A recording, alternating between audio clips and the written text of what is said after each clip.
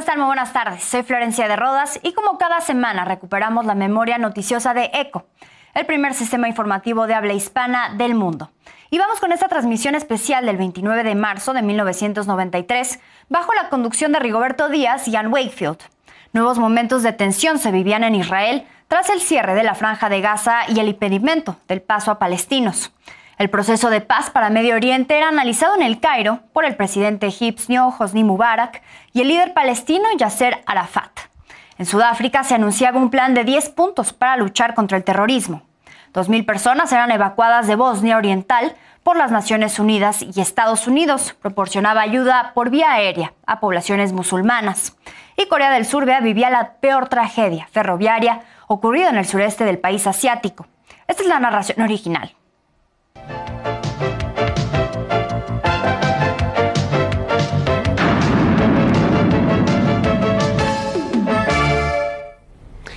Ante el incremento de la tensión allá en Israel, el gobierno judío dispuso nuevamente el cierre de la Franja de Gaza. Un colono de un poblado israelí vecino de la Franja de Gaza fue asesinado esta tarde por desconocidos. El ataque se produjo junto al invernadero en el cual cultivaba frutas y verduras. Se supone que los autores del hecho fueron árabes que llegaron al lugar, el cual se encuentra dentro de los márgenes de la Franja de Gaza. La Franja de Gaza fue cerrada nuevamente al paso de palestinos que trabajan en Israel. La medida se adoptó por temor a que se produzcan encuentros violentos por parte de israelíes que quieren tomar venganza por los últimos incidentes, en los cuales han muerto numerosos civiles.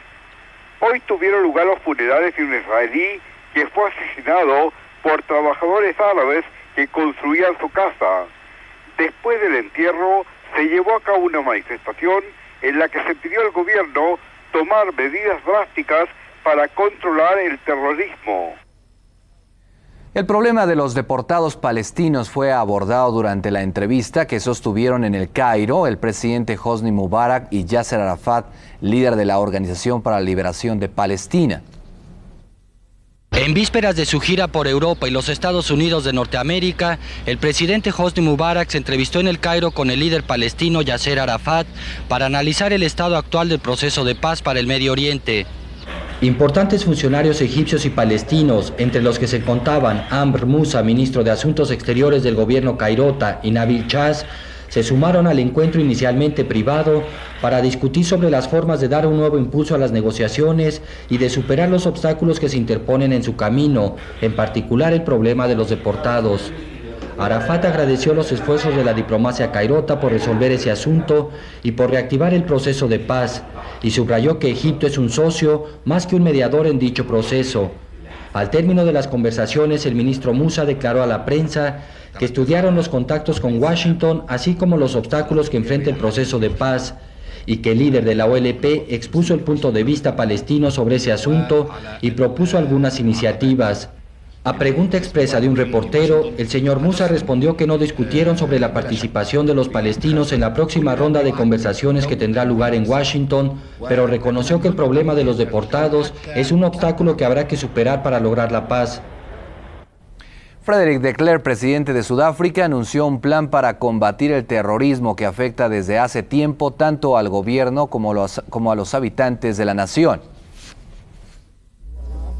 El presidente de Klerk, reaccionando a las presiones y sentimientos muy negativos de los sudafricanos de raza blanca respecto a los continuos ataques terroristas de APLA, brazo militar del Congreso Panafricanista, contra miembros de su comunidad, en un discurso inesperado pronunciado ante el Parlamento en la Ciudad del Cabo, de Klerk anunció un plan de 10 puntos para combatir dicho terrorismo, aunque aludiendo a razones de seguridad no mencionó el contenido de cada punto. No obstante, en información filtrada a la prensa se especula con un ataque al sur de Transkei, estado independiente autogobernado producto de la segregación de razas durante la era del apartheid, donde la inteligencia militar ha detectado bases terroristas de APLA. También este hecho ha sido confirmado por la comisión de investigación que preside el juez Roston. Saliendo al paso de los artículos aparecidos en la prensa nacional al respecto, El general Bantu Olomisa, jefe del mando militar que gobierna el Homeland vecino, advirtió que la invasión de su país significará un enfrentamiento directo con su ejército. Mientras tanto, Clarence Macueto, presidente del Congreso Panafricanista, sector político de la organización, en conferencia de prensa, calificada de contradictoria por los medios de comunicación, indicó que los panafricanistas rechazan cualquier acción violenta que produzca víctimas. Pero al mismo tiempo, Macueto no condenó las acciones terroristas de su brazo armado contra sudafricanos de raza blanca, rechazando a la vez el informe presentado por la Comisión de Investigación Goldstone. Dentro de este estado de cosas, el Congreso Panafricanista ha sido excluido de la próxima ronda de negociaciones multipartidistas, hasta que no denuncien públicamente las acciones terroristas de su brazo militar. Aviones estadounidenses continúan lanzando paquetes con víveres sobre las localidades musulmanas en el este de Bosnia-Herzegovina. El alto comisionado de la ONU para los refugiados ha logrado evacuar de la asediada ciudad musulmana de Srebrenica, en Bosnia Oriental, a unas 2.000 personas, en su mayoría mujeres, niños y ancianos.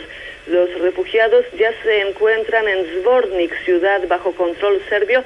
De allí se trasladarán a Tuzla, un importante enclave musulmán situado a unos 120 kilómetros al norte de Sarajevo. Aviones estadounidenses continúan lanzando paquetes con víveres sobre las localidades musulmanas en el este de la República. Hoy se unió a Estados Unidos en su operación de suministro aéreo a Alemania. A pesar de que los serbios bosnios habían amenazado con disparar contra los aviones alemanes, su presencia sobre Bosnia les trae recuerdos de la pasada ocupación nazi. No ha habido ningún tipo de incidentes. Y sigue en aumento el número de víctimas por el peor accidente ferroviario de la historia de Corea del Sur. Las labores de rescate aún no terminan. A 75 asciende el número de muertos en el peor accidente ferroviario en la historia de la República de Corea, ocurrido ayer domingo en el sureste del país. Varios pasajeros permanecen aún atrapados entre los vagones destrozados, mientras unos 1.500 miembros del equipo de rescate trabajan para sacarlos, según informó la radio estatal. Los muertos podrían aumentar en las próximas horas debido a la gravedad de las heridas sufridas por alrededor de 170 personas, las que viajaban en el tren en el momento del accidente, registrado en Pusan, a 328 kilómetros al sureste de Seúl. Muchos de los cuerpos no han podido ser identificados por el lamentable estado en que se encuentran. El siniestro fue ocasionado por un derrumbamiento de tierras bajo la vía férrea, lo que provocó que 8 vagones del convoy cayeran por un terraplén de 4 metros y otros 3 dieran una vuelta de campana con 700 pasajeros a bordo, 200 de los cuales iban de pie. Una porción de 30 metros de rieles se dio cuando el tren, que discurría a una velocidad de 85 kilómetros por hora, se acercaba a la estación del puerto de Pusan. Aparentemente el deslizamiento de tierra fue producido por los trabajos de detonación llevados a cabo por una compañía estatal que está instalando el tendido eléctrico cerca de las vías, informó la radio estatal. Informes anteriores señalaban que las intensas lluvias en la zona podrían haber causado el derrumbamiento. El presidente surcoreano Kim Jong-sam expresó su pesar por el incidente y ordenó una investigación a fondo. El comunicado que recibió el diario The New York Times, donde una organización denominada Quinto Batallón del Ejército de Liberación se adjudicaba el atentado contra el World Trade Center de Nueva York, no convenció a los peritos que participan en las investigaciones. El comunicado recibido por el diario New York Times días después del atentado sobre el World Trade Center de Nueva York, adjudicándolo a una organización denominada Quinto Batallón del Ejército de Liberación, no convence por completo a algunos peritos que participan en las investigaciones, trascendió hoy aquí, contradiciendo versiones circuladas por el diario neoyorquino este fin de semana sobre los posibles vínculos entre el comunicado y los 5 individuos aprehendidos en relación con el atentado. William Kunstler, abogado de Ibrahim El-Gebrauni, detenido por oponer resistencia y atacar a un agente mientras su domicilio era cateado, afirmó que las autoridades no habían establecido que el comunicado fue redactado con una máquina de escribir propiedad de su cliente. De ser así, Kunstler precisó que El-Gebrauni ya hubiese sido acusado de participar directamente en el atentado. El-Gebrauni es el único de los 5 detenidos que no ha sido responsabilizado de la explosión en la que perecieron 6 personas y miles más fueron lesionadas. El New York Times informa que recibió por correo el comunicado 4 días después del atentado ocurrido el 26 de febrero y que este fue entregado de inmediato a las autoridades que investigan el caso. En días recientes se dijo que los investigadores contaban con evidencia incontrovertible sobre la autenticidad y procedencia del comunicado en relación con los individuos capturados hasta ahora, quienes, por cierto, han mantenido su inocencia. Además de adjudicarse el atentado, el Ejército de Liberación exige la suspensión de la ayuda militar, económica y política estadounidense a Israel, el cese de relaciones diplomáticas entre estos países, así como cualquier interferencia norteamericana en los asuntos internos de las naciones del Medio Oriente. Si estas disposiciones no son acatadas, advierte el comunicado, los más de 150 miembros del Ejército de Liberación llevarían a cabo misiones suicidas contra blancos militares y civiles dentro y fuera de los Estados Unidos, incluyendo instalaciones nucleares. El comunicado responsabiliza al pueblo norteamericano de las acciones de su gobierno e invita a la participación de revolucionarios de todo el mundo. Al calce aparece una firma Al-Farik Al-Rohn Abu Bakr el-Meca, que traducido del árabe significaría más o menos el teniente general Abu Bakr de Meca. Las autoridades, por su parte, han descartado la seriedad de dichas amenazas. Algunos expertos afirman que el tono del comunicado corresponde más a una organización secular que a algún grupo religioso. El nombre Abu Bakr, por ejemplo, es muy común y probablemente se trata de un nombre de guerra. Por último, la búsqueda de un sexto sospechoso sigue adelante. Se dice que este individuo compartió un domicilio con Mohamed Salameh, acusado de haber arrendado el vehículo que transportó el explosivo. Resurge el temor de que se produzca un suicidio colectivo en la fortaleza de los fanáticos religiosos de Waco, Texas, en Estados Unidos. Miembros de la secta de los Davidianos utilizan a los niños como escudos humanos en las ventanas de la fortaleza religiosa al aproximarse agentes del FBI en tanques militares que limpian el área por razones de seguridad, informó Richard Swanson, agente del FBI en conferencia de prensa. El domingo por la tarde, agentes federales entregaron leche, queso y galletas. También entregaron periódicos locales y una batería para una cámara de video. Esto a cambio de entregar un video grabado para ver las condiciones de vida de los niños en la fortaleza de la secta. El tema principal para el FBI son los niños. En el video aparecieron 16 niños arreglados y limpios, informó el FBI. Después de 2 horas de conversaciones con David Koresh, el FBI dice en conferencia que esperan terminar el amotinamiento pacíficamente en el futuro. Por un lado, David Koresh tiene miedo de entregarse, por otro lado tiene miedo de suicidarse. Su posición cobarde es la de utilizar niños como escudos humanos y de decir que espera el mensaje de Dios para entregarse. Esto es una excusa absurda, fuera de la realidad. Sin embargo, el FBI teme que David Koresh obligue a la secta a un suicidio masivo. Esto es un miedo que siempre hemos tenido, especialmente durante el tiempo que no oímos nada del señor Koresh. Cada vez que hablamos con él nos da esperanza, pero eso es un miedo que siempre está ahí y ojalá que no pase. ¿Todas las personas que lo acompañan a Koresh están dispuestos a morir con él? No puedo decir eso, solamente le puedo decir que con la gente que hemos hablado con varios, le preguntamos a todos que si están ahí de su voluntad, que si quieren salir, y todos dicen que sí, que están ahí porque ellos quieren y que no quieren salir. Después de 30 conferencias de prensa, el Buró Federal de Investigaciones se mantiene esperando lo inesperado, mientras que David Koresh se mantiene esperando un mensaje también inesperado para rendirse ante el FBI. La policía de Nueva York detuvo al joyero Roberto Wagner, acusado de haber robado piedras preciosas por $250,000 americanos. Un joyero de una galería comercial en los suburbios de Nueva York había descubierto un negocio floreciente: sustituir las piedras preciosas de sus clientes por imitaciones, según dice la policía. Se trata de Robert Wagner, quien ha sido acusado de haber robado piedras preciosas por $250,000. La policía lo detuvo luego que un agente vestida de civil le entregó sus joyas y uno de los diamantes fue sustituido por una imitación. Conocía la noticia, numerosos clientes del joyero han estado haciendo revisar sus piedras preciosas y ya se han presentado casi 40 denuncias por robo. Y según se informa, sin consecuencias, que Kelamenter concluyó un motín de presos en una cárcel allá en Argentina. En Argentina, la situación en la unidad carcelaria de Caseros pudo ser controlada por los agentes del servicio penitenciario. En la noche del domingo, los internos que ocupan los pisos 15, 16 y 17 iniciaron un motín. Los reclusos se quejan del maltrato a sus familiares, la mala comida y solicitan también la aceleración de las causas judiciales pendientes. Los reclusos habían denunciado la muerte de uno de los internos. Sin embargo, el juez que intervino indicó que no había ningún muerto. Funcionarios del servicio penitenciario dijeron que se trató de un motín menor sin consecuencias de importancia. En los últimos 3 años, esta unidad carcelaria fue el epicentro de 4 motines.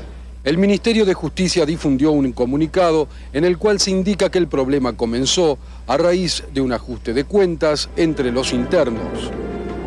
Gracias por su atención.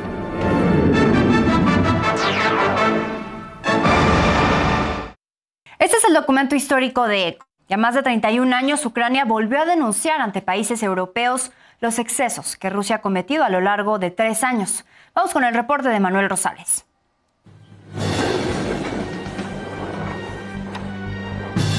Фіксовано вже більш ніж 183 тисячі злочинів, пов'язаних з агресією Російської Федерації. Ejecuciones, violaciones, tortura y deportaciones forzosas de menores de edad son algunos de los más de 180.000 delitos relacionados con crímenes de guerra que Rusia habría cometido en Ucrania tras más de 3 años de invasión.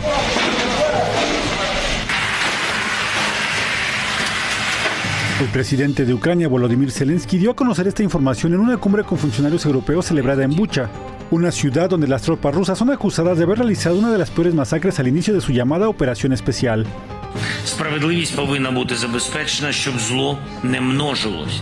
Тиск на Росію, санкції проти неї потрібні, щоб війна і знущання не розширювались. El mandatario ucraniano destacó que esta cifra puede ser todavía mayor, debido a que una parte importante, equivalente al 20% del territorio del país, está bajo ocupación rusa y no ha podido ser inspeccionada. Tras su liberación el 31 de marzo de 2022, Bucha se convirtió en un símbolo de las atrocidades cometidas por las tropas rusas. Este lunes, el fiscal general de Ucrania dio a conocer cifras que revelan la magnitud de los crímenes que habrían sido cometidos por el ejército ruso. Лише за 30 днів окупації в Бучанському районі вчинено понад 9 тисяч воєнних злочинів. Вбито 1800 мирних мешканців, серед яких 43 дитини, та знищено 3800 будівель. El gobierno de Kiev está investigando presuntas atrocidades como secuestros, tortura y asesinatos, mientras lucha por defenderse del ataque a gran escala de Rusia, y está buscando ayuda de sus aliados para exigir que el gobierno de Moscú rinda cuentas. Потрібне дієве міжнародне право, щоб гарантувати нашим людям і всьому європейському суспільству захист від таких загроз. Desde el inicio de la invasión, Ucrania ha llevado a cabo una estrategia de recopilación de evidencia para juzgar estos crímenes, mientras la Corte Penal Internacional de La Haya, a la que Ucrania se adhirió recientemente, también realiza una investigación. Emanuel Rosales, Noticias N+. El presidente estadounidense Donald Trump afirmó que espera que su homólogo ruso, Vladimir Putin, cumplirá con su parte de lo acordado en las negociaciones para poner fin a la guerra en Ucrania. Donald Trump dijo que no quiere ponerle aranceles secundarios sobre el petróleo, pero creo que es algo que haría si pensara que no está haciendo el trabajo, así lo dijo Trump. Dijo estar enojado también con el presidente ruso por poner en duda la legitimidad del mandatario ucraniano Volodymyr Zelensky. Putin y Trump sostuvieron una larga llamada telefónica el pasado martes 18 de marzo para abordar precisamente la guerra con Ucrania. Trump señaló que es posible que sostenga una nueva conversación con Vladimir Putin, aunque el Kremlin dijo que no hay fecha. Los ministros de Defensa de Europa se reunieron de manera informal en Varsovia, la capital de Polonia. Debatieron acerca de las iniciativas para impulsar y reforzar militarmente al continente y retirar su apoyo a Ucrania. Los responsables de los ejércitos que integran la Unión Europea buscan capacidad de disuasión ante diferentes tipos de amenazas, entre ellas un posible conflicto con Rusia. Pero vamos ahora a Myanmar, y es que la cifra de muertos por el terremoto del viernes 28 de marzo se eleva constantemente conforme se realizan las labores de remoción de escombros. 3.300 muertos es el nuevo balance provisional de esta tragedia. El número de lesionados se estableció en 4.700 y se tenía el registro de 221 personas desaparecidas tras el sismo. Las cifras siguen siendo provisionales.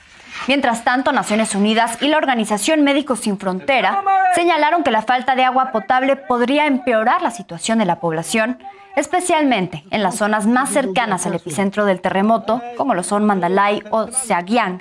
Es que según la ONU, cerca de 1.500 rescatistas de 16 países participan en las tareas de ayuda y rescate en Myanmar. La junta militar que gobierna Myanmar ha negado la entrada a prensa extranjera para cubrir el terremoto que sacudió el centro y el norte de este país, donde la cifra mínima de muertos se ha establecido por arriba de los 2.000. El argumento de las autoridades es que hay dificultades para dar alojamiento a los medios, los cortes de energía en el país y el suministro de agua. Más de 5.000 personas resultaron con lesiones y comunidades lejanas están aisladas debido a este terremoto de 7.7 grados y sus sucesivas réplicas. Y en otro tema, esta semana el líder de la extrema derecha francesa, Marine Le Pen, y otros 8 eurodiputados de su partido fueron condenados por haber desviado fondos del Parlamento Europeo. En el caso, reaccionó Marine Le Pen. Les choses sont extrêmement claires, on ne se laissera pas faire. Et on ne se laissera pas faire, non pas tant pour nous défendre seulement nous-mêmes, mais pour défendre les Français qui ont le droit de voter pour qui ils le souhaitent, et puis pour défendre le pays. Parce qu'aujourd'hui, le pays est en train de vaciller. Il vacille sur ses principes, il vacille sur ses valeurs. Et tous ceux qui n'ont que l'état de droit à la bouche sont en général ceux qui sont les premiers à chercher à violer cet état de droit. Y el viernes, la Corte Constitucional de Corea del Sur falló a favor de la destitución del suspendido presidente Yoon Suk-yeol. Con el voto unánime de los 8 magistrados, se ratificó la destitución del ahora expresidente Yoon Suk-yeol. Esto por su declaración de una efímera ley marcial que sorprendió a los más de 51 millones de habitantes la noche del 3 de diciembre de 2024. Este decreto fue revocado 6 horas después por una Asamblea Nacional de mayoría opositora rodeada de tropas militares, lo que desató 2 semanas después su destitución al cargo, que ahora es definitivo. Vamos a hacer una pausa, pero al regresar, vea, los glaciares ubicados en los Andes van desapareciendo por el cambio climático. Tenemos un reporte especial. Ya volvemos.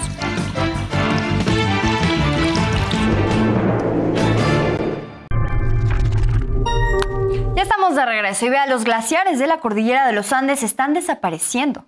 Esto tiene efectos severos para la ecología. Vamos con el reporte de Ricardo Burgos. El retroceso de los glaciares de la cordillera de los Andes afecta a Perú, Argentina, Chile, Bolivia, Ecuador y Colombia. Estudios académicos revelaron que la deglaciación amenaza a 90 millones de pobladores de Sudamérica. Actualmente los glaciares andinos están adelgazando 0.7 metros por año, 35% más rápido que el promedio mundial. El Perú es el hogar de la mayoría de glaciares tropicales del mundo y sin embargo ha perdido gran parte, más del 56% de la cobertura glaciar en un periodo relativamente corto. Esta crisis se acentuó desde 1962, lo que refleja la vulnerabilidad de los glaciares, tema que fue motivo de una exposición, Glaciares, Belleza y Fragilidad, en el Ministerio de Relaciones Exteriores peruano. La muestra busca conmemorar lo que es el Año Internacional de la Conservación de los Glaciares. Por el caso de la ciudad de Lima, tenemos que las cuencas que abastecen de agua a la ciudad han perdido ya el 75% de la superficie de glaciares. Los glaciares son grandes masas de hielo que se acumulan en zonas de gran altitud, creando paisajes de espectacular belleza e importantes reservas de agua dulce. La hora actual es, sin embargo, crítica. Las emisiones globales de carbono y el cambio climático están deteriorando el rostro del planeta. En Lima, Ricardo Burgos, Noticias N+. Y vamos a otros temas, y es que el ministro israelí de Defensa, Israel Katz, anunció el miércoles que las Fuerzas Armadas están expandiendo sus operaciones en Gaza para tomar grandes áreas, luego de reanudar en marzo su ofensiva en el territorio palestino. El operativo israelí en la Franja de Gaza se expande para destruir y despejar la zona de terroristas e infraestructura terrorista, y para tomar grandes áreas que pueden ser incorporadas a las zonas israelíes de seguridad, así lo indicó Katz en un comunicado. La reanudación de los bombardeos y las operaciones terrestres en la Franja de Gaza han dejado al menos 322 niños muertos y 609 heridos en los últimos días. Así lo denunció la UNICEF, la Agencia de la ONU para la Infancia. Estas cifras incluyen a menores que, según los informes, murieron o resultaron heridos en el hospital Al-Nasser, al sur de Gaza, que fue alcanzado en el ataque de 23 de marzo. La mayoría de estos niños estaban desplazados, refugiados en tiendas improvisadas o en viviendas dañadas, así lo señaló la organización. Tras casi 18 meses de guerra, más de 15,000 niños han muerto. Más de 34,000 han resultado heridos y casi 1 millón han sido desplazados repetidamente y privados de sus derechos y de servicios básicos, así lo recordó la UNICEF. Y el primer ministro israelí Benjamín Netanyahu llegó el jueves a Budapest, la capital de Hungría, en su primera visita a un país de la Unión Europea, desde que la Corte Penal Internacional emitió una orden de detención en su contra. Netanyahu se reunió con su homólogo húngaro, el político ultranacionalista Viktor Orbán, y tuvo además un encuentro con el presidente de Hungría, Tamás Suljok. Y antes de despedirnos, en China, 2 empresas lograron ya la certificación para poder operar drones que transporten pasajeros. De esta forma, ya autorizados, podrán iniciar la fase comercial de estos aparatos autónomos. La certificación confirma que cumplen con las estrictas normas de seguridad y los requisitos operativos exigidos. ¿Qué tal usted? ¿Se anima? Yo no sé.